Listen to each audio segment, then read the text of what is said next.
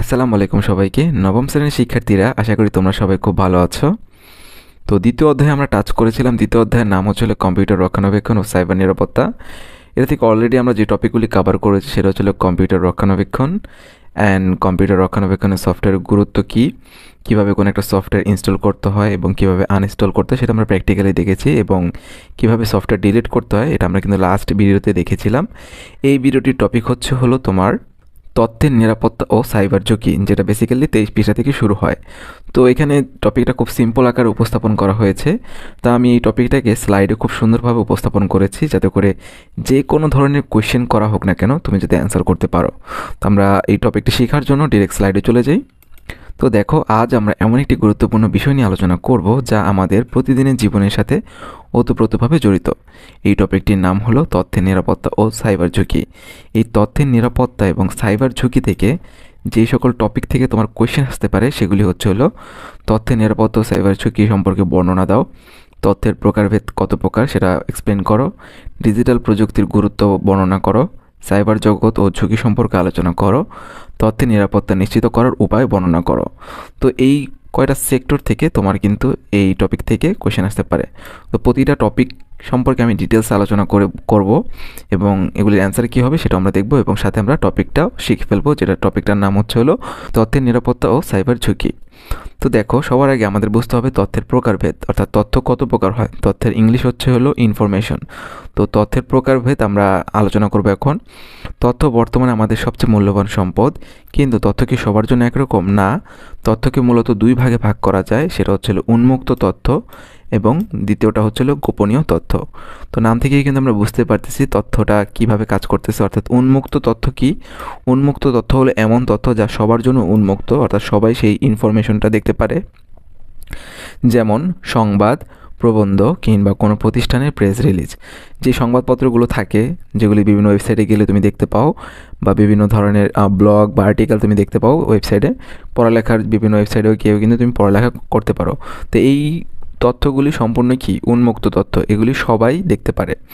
এগুলো জনসাধারণের ব্যবহারের জন্য তৈরি, তাই এগুলোর জন্য তেমন জটিল নিরাপত্তার প্রয়োজন হয় না। তো এগুলি এমনভাবেই ইনফরমেশনগুলি যেগুলি উন্মুক্ত সেগুলো নিয়ে এত সিকিউরিটি নিয়ে আমাদের চিন্তা করা লাগে না, কারণ এটা সবার জন্যই উন্মুক্ত, সবাই তথ্যগুলি দেখতে পারবে। এই তথ্যগুলি দেখলে কারো পার্সোনাল কোনো ক্ষতি হচ্ছে না, তাই এগুলোকে উন্মুক্ত তথ্য বলে। তাহলে গোপনীয় তথ্যটা কি? গোপনীয় তথ্যটা কিন্তু একদমই ভিন্ন জিনিস।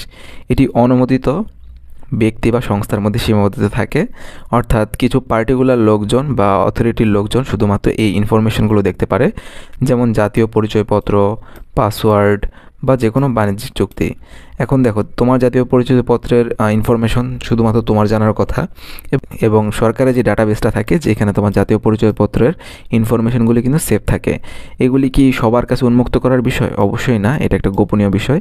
কারণ তোমার জাতীয় পরিচয়পত্র দিয়ে তোমার নামে কী সেম রেজিস্ট্রেশন আছে, তোমার পাসপোর্ট থেকে শুরু করে A to Z কিন্তু নাম্বারগুলি বের করে ফেলা যায়। সো এটা কিন্তু একটা গোপনীয় তথ্য। তারপরে পাসওয়ার্ড, তোমার যে কোনো ওয়েবসাইটের পাসওয়ার্ড কি তুমি অন্য কাউকে শেয়ার করবা? না, এটাও কিন্তু একটা গোপনীয় তথ্য। দেন তারপরে বাণিজ্যিক চুক্তি। তো বিভিন্ন ধরনের অর্গানাইজেশনের মধ্যে বাণিজ্যিক যে চুক্তিগুলি হয় সেটা কিন্তু অর্গানাইজেশনের মধ্যেই সীমাবদ্ধ থাকে, সেগুলো কিন্তু উন্মুক্ত করার কোনো বিষয় নয়। গোপনীয় তথ্যের সুরক্ষা ভাঙা আইনত অপরাধ, যার ফলে আর্থিক বা আইনি শাস্তির মুখোমুখি হতে হয়। যেহেতু এটা গোপনীয় তথ্য, এটাকে যদি অনুমতিবিহীন কেউ ক্র্যাক করতে চায় সেই ক্ষেত্রে কিন্তু এটা অবশ্যই আইন লঙ্ঘিত কাজ, যার জন্য আর্থিক এবং আইনি শাস্তির মুখোমুখি হতে হয়। তো এটা ছিল আমাদের তথ্যের প্রকারভেদ।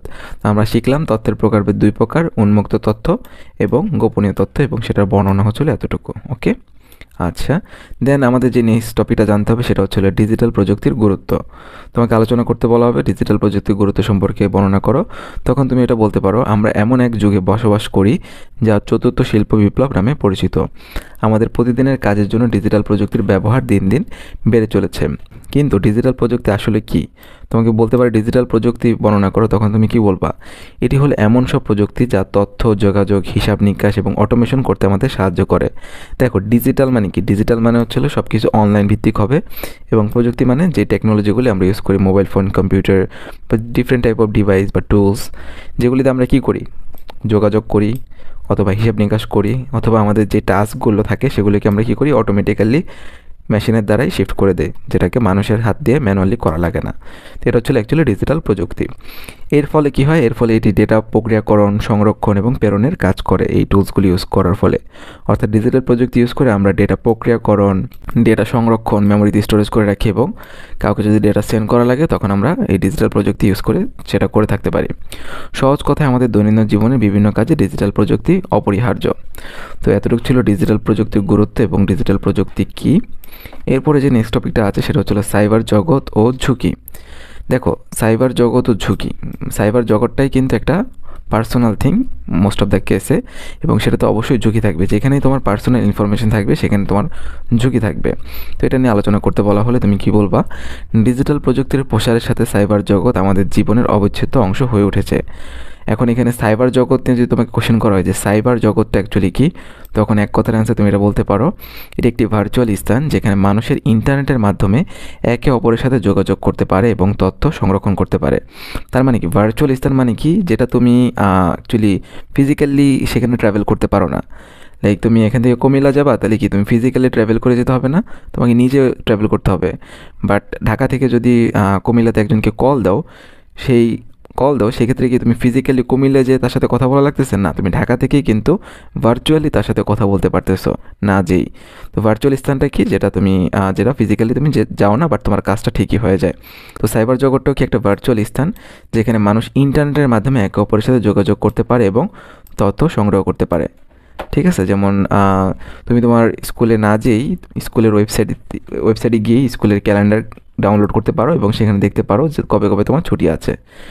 তো এই জন্য এটাকে ভার্চুয়াল স্থান বলা হচ্ছে এবং ইন্টারনেটের কানেকশনের ইম্পর্টেন্সটাও এখানে বলা হয়েছে। কিন্তু এই সাইবার জগৎ সম্পূর্ণ নিরাপদ নয়। এখানে সাইবার অপরাধের ঝুঁকি রয়েছে। কী কী ধরনের সাইবার অপরাধ হতে পারে? সেটা হচ্ছে ব্যক্তিগত তথ্য চুরি, হ্যাকিং এবং ফিশিং ইত্যাদি। দেখো, যেহেতু তোমার অনেক পার্সোনাল ইনফরমেশন থাকে, সেগুলি কি ব্যক্তিগত তথ্য চুরি, সেগুলি কি হ্যাকাররা অলওয়েজ চেষ্টা করে কি, হ্যাকার মানে কি যারা তোমার তথ্য চুরি করে বা তোমার পাসওয়ার্ড ক্র্যাক করে অথবা তোমার ওয়েবসাইট হ্যাক করে। ঠিক আছে, তো এরা তোমার কী ক্ষতি করতে পারে, তোমার ব্যক্তিগত তথ্য চুরি করতে পারে, তোমার ফেসবুক অ্যাকাউন্ট থেকে শুরু করে অন্যান্য যে কোনো ব্যাঙ্ক অ্যাকাউন্ট হ্যাক করে ফেলতে পারে, তারপরে তোমার আর্থিক ক্ষতিও করতে পারে। দেন ফিশিং ইত্যাদি। ফিশিং মানে হচ্ছিল তোমাকে কোনো একটা লিঙ্কে প্রেস করতে বললো, তুমি ভুলবশত করে ফেললা, তোমার সব পাসওয়ার্ড, ডিটেলস, ইনফরমেশন সব তাদের কাছে চলে যাবে। এই কারণে আমাদের অবশ্যই ব্যক্তিগত তথ্য নিরাপদ রাখা জরুরি। তো এটা ছিল সাইবার জগৎ এবং কী কী ধরনের ঝুঁকি সেটা সম্পর্কে আলোচনা। তো তারপরে হচ্ছিল তথ্যের নিরাপত্তা নিশ্চিত করার উপায়। এখন এই যে আমাদের যে পার্সোনাল তথ্যগুলি থাকে, পাসওয়ার্ড, আমার বিভিন্ন বাণিজ্যিক চুক্তি, আমার এনআইডি কার্ড থেকে শুরু করে বিভিন্ন ধরনের যে ইনফরমেশনগুলো যেগুলি খুবই পার্সোনাল, কাউকে শেয়ার করা মানে সবাইকে শেয়ার করার মতো না, শুধুমাত্র অথরিটি লাইক গভর্নমেন্টকে শেয়ার করার মতো, এবং কিছু জিনিস শুধু আমি নিজে জানবো লাইক পাসওয়ার্ড, সেগুলি আমি কীভাবে নিরাপত্তা নিশ্চিত করবো এই তথ্যগুলি যে অন্য কেউ যাতে না জানতে পারে। অবশ্যই আমাকে শক্তিশালী এবং ইউনিক পাসওয়ার্ড ব্যবহার করতে হবে।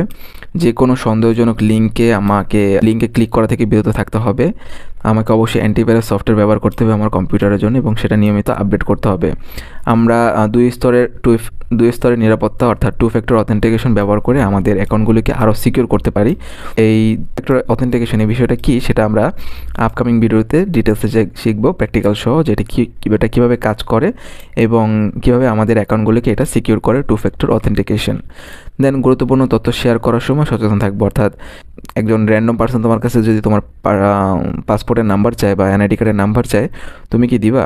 ধরো তুমি দিয়ে দিলা কোনো কিছু মনে না করেই, তো এটা কিন্তু উচিত হয়নি। তোমাকে অবশ্যই সেন্সিটিভ ইনফরমেশনগুলো এবং পার্সোনাল ইনফরমেশনগুলো বুঝে শুনে শেয়ার করতে হবে। এগুলো শুধু কিছু সাধারণ নিয়ম যা আমাদের সকলকে মেনে চলা উচিত। জাস্ট এই নিয়মগুলো ফলো করেই কিন্তু আমরা মোটামুটি আমাদের পার্সোনাল ইনফরমেশনগুলোকে সিকিউর রাখতে পারি। ওকে, তো তথ্যের নিরাপত্তা নিশ্চিত করার এই উপায়গুলো তুমি উল্লেখ করতে পারো যখন তোমার কোশ্চেন আসবে যে তথ্যের নিরাপত্তা নিশ্চিত করার উপায়গুলো বর্ণনা করো।